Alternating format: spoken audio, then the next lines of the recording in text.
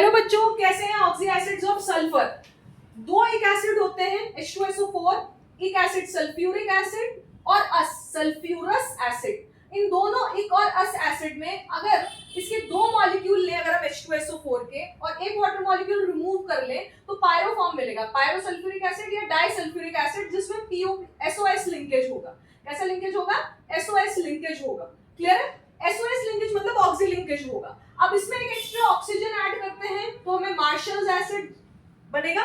Martial acid उसका common name है परऑक्सी disulphuric acid या पर डाइसल्फ्यूरिक एसिड, और इसमें SOOS लिंकेज होगा, परऑक्सी लिंकेज। और एक ऑक्सीजन अगर रिमूव कर देते हैं पायरो में से तो हमें SS लिंकेज मिलेगा, जिसे हम हाइपोसल्फ्यूरिक एसिड कहते हैं और डाइथाइनिक एसिड कहते हैं। क्या यहाँ तक की कहानी समझ में आती है?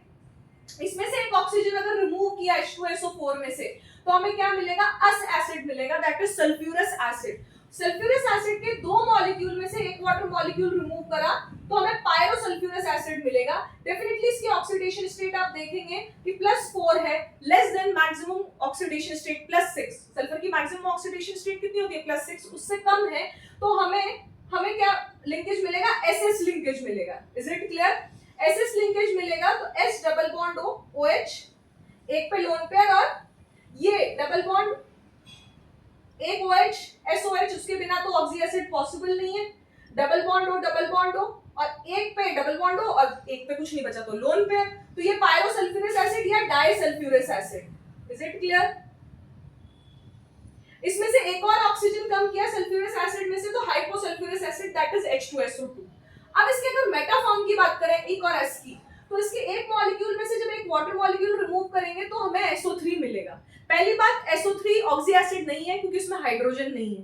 दूसरी बात, मेटा फॉर्म कभी भी मोनोमर फॉर्म में, मतलब एक सिंगल यूनिट के फॉर्म में एग्जिस्ट नहीं करता, हमेशा किस में एग्जिस्ट करता है?